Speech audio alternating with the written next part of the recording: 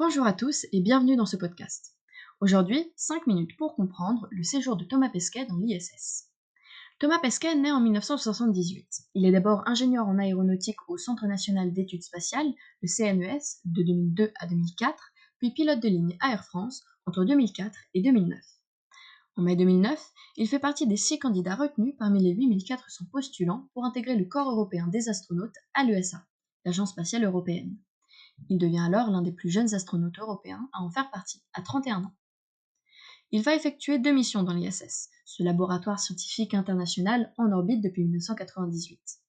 La mission Proxima, de novembre 2016 à juin 2017, et la mission Alpha, d'avril à novembre 2021, pendant laquelle il devient le premier commandant français de l'ISS. Il passe ainsi 396 jours dans l'espace, faisant de lui le recordman européen. Lors de ses séjours dans la Station spatiale internationale, ses journées sont rythmées par un système d'éclairage de la station basé sur l'heure UTC du méridien de Greenwich, étant donné le fait que la station boucle un tour de la Terre en à peine 90 minutes, avec une vitesse d'environ 27 000 km/h, ce qui rend impossible de se fier à la lumière extérieure. Une journée typique débute avec un échange d'informations avec tous les centres de contrôle des partenaires répartis autour de la Terre, et les astronautes effectuent ensuite diverses tâches, principalement de la recherche, qui représente 60% du temps d'un astronaute, ou alors des tâches d'entretien, de maintenance et de logistique. Lors de la mission Proxima, pour laquelle il décolle le 17 novembre 2016 depuis le cosmodrome de Baïkonour au Kazakhstan, Thomas Pesquet mène une soixantaine d'expériences scientifiques.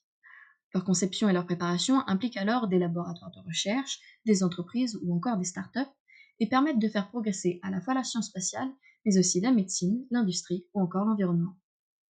L'une de ces expériences a été l'expérience ECHO, où il s'agissait d'utiliser un échographe piloté directement depuis la Terre pour réaliser des examens médicaux à distance.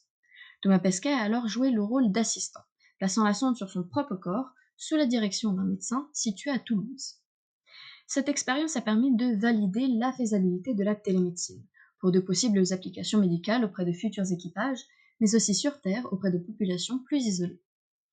D'autres expériences incluent l'observation de la croissance de graines et de cristaux en micropesanteur, ainsi que le test de nouvelles surfaces antibactériennes intelligentes, comme lors de l'expérience Matisse. L'astronaute français rentre enfin sur Terre le 2 juin 2017. Thomas Pesquet s'envole ensuite à nouveau pour la mission Alpha avec le véhicule Crew Dragon de l'entreprise américaine SpaceX, dont il est le premier Européen à monter à bord le 23 avril 2021.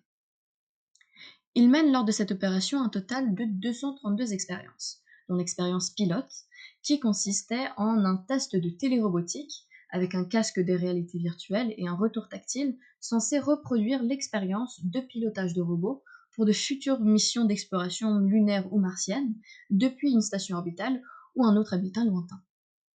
Pour cette expérience, le spationaute avait reçu, avant de partir en mission, des séances d'entraînement au sol afin de se familiariser avec sa mise en œuvre, tout comme avec l'expérience Télémac. Télémac est une expérience de lévitation acoustique qui a pour but de piéger des particules dans un champ acoustique ou ultrason avec une pince acoustique, de façon à pouvoir déplacer les particules ou à les immobiliser sans contact physique. Selon les scientifiques, cela trouverait un intérêt au sein des expériences de sciences de la matière, s'il s'agit par exemple d'analyser l'évaporation d'une goutte ou de déplacer des échantillons biologiques sans les endommager. Enfin, Pesquet a aussi mené l'expérience Myotonès, qui a étudié l'évolution du tonus, de la rigidité et de l'élasticité des muscles en apesanteur, ce qui a notamment contribué à élargir nos connaissances en matière d'atrophie musculaire lors de longs séjours spatiaux.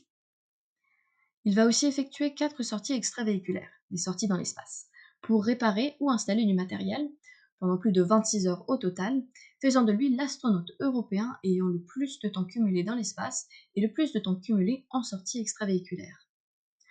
En effet, pendant les 3 premières, en juin 2021, il contribue à l'installation de panneaux solaires Hirosa sur la station avec son homologue américain Shane Kimbrough, et la dernière, qu'il effectue avec le japonais Akihiko Oshide en septembre 2021, est une mission de préparation de la station pour l'installation de futurs panneaux. L'astronaute français rentre de cette mission le 8 novembre 2021. Ces missions ayant attiré une grande attention médiatique en France, Thomas Pesquet devient au fil des années une célébrité nationale. Il est par ailleurs nommé en 2019 chevalier de la Légion d'honneur, qui aura inspiré de nombreuses générations et grandement contribué aux avancées de la science.